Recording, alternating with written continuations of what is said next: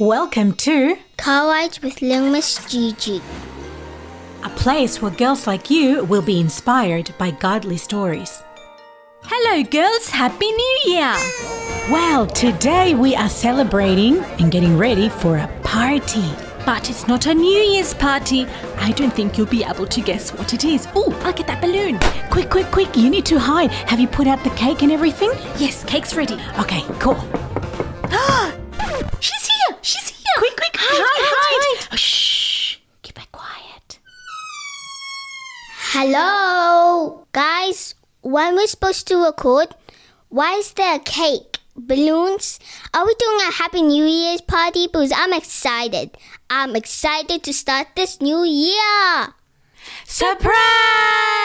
Ah! Happy birthday, Valentina! Wait a minute. You're celebrating my birthday?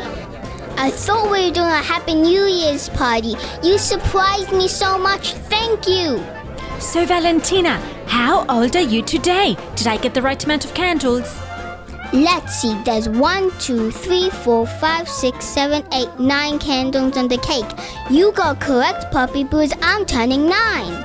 That's right, everyone. Valentina's had a birthday and she's turning 9, and we want to thank you for coming to celebrate it this new year. And I completely forgot to introduce myself. I'm Esther. And I'm Poppy. I hope you remember me. Hello girls! And I'm the birthday girl, Valentina. Hi, girls. Now I am just dying to have some delicious strawberry and vanilla cake. But before we do and I get distracted, let's go to my glitter box. In my glitter box today, I've got some very important swimming rules that we always need to remember when we go swimming. Number 1, always swim with a buddy. It's a really good idea to always go with a buddy and not by yourself, because if something happens, they can help you or get help. Another great rule to remember is to only swim in areas that have a lifeguard. If you go to a public pool, sometimes they have a lifeguard, or at the beach, they'll have one too. So make sure to stay close by where they can see you and help you in case you need it. Also make sure you follow all the rules on the board. If you can't read them all, make sure you ask a grown-up to help you read it, because it's really important to stay safe in the water. And my lucky last rule in my glitter box today is make sure you don't run around the swimming pool pushing and shoving, because that can get really dangerous too. That's all from me today. Now time for that delicious cake. See you later, girls. Bye. Thank you, Poppy. Those are very important rules we have to listen to when we're at the pool or at the beach. Yes, that's right. And you're probably wondering why we're talking about pool and tips and all those rules. Well, because the story today is about a girl who had a drowning accident. But the good thing is that she lived because God protected her. So we're going to get to the story just after we have a little piece of cake. My Rock, written by May Esther. The day was beautiful and crisp, sunny and bright, fun and exciting.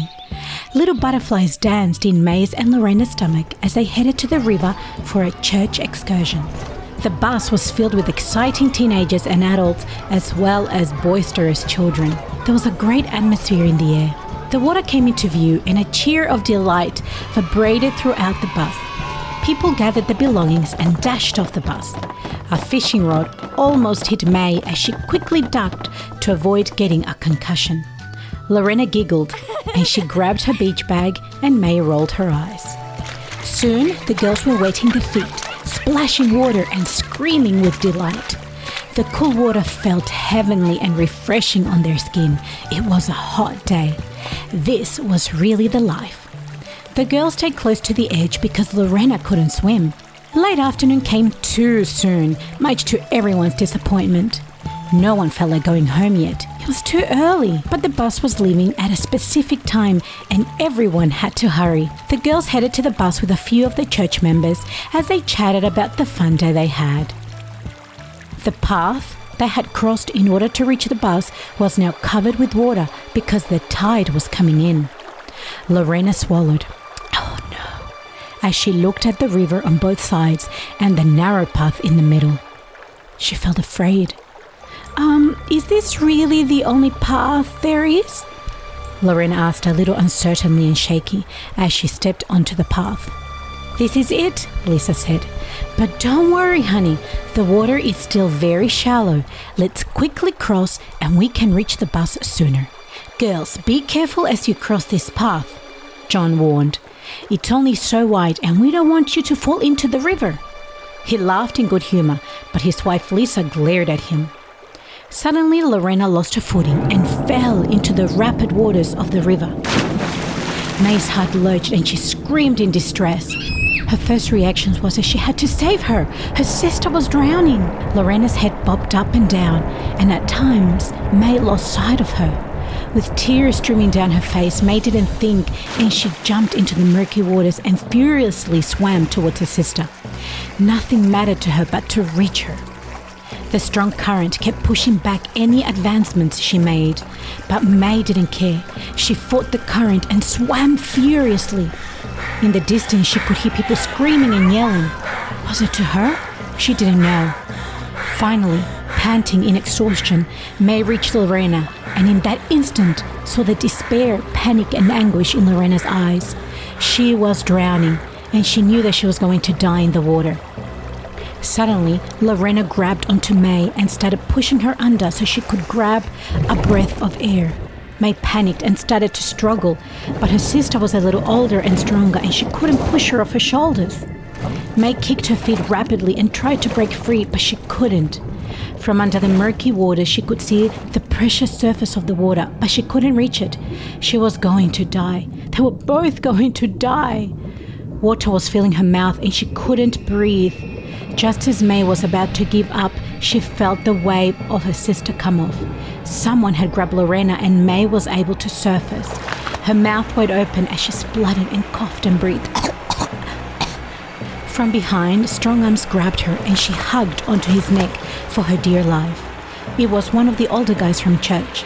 May looked around and saw that another guy from church held onto her sister. She was safe.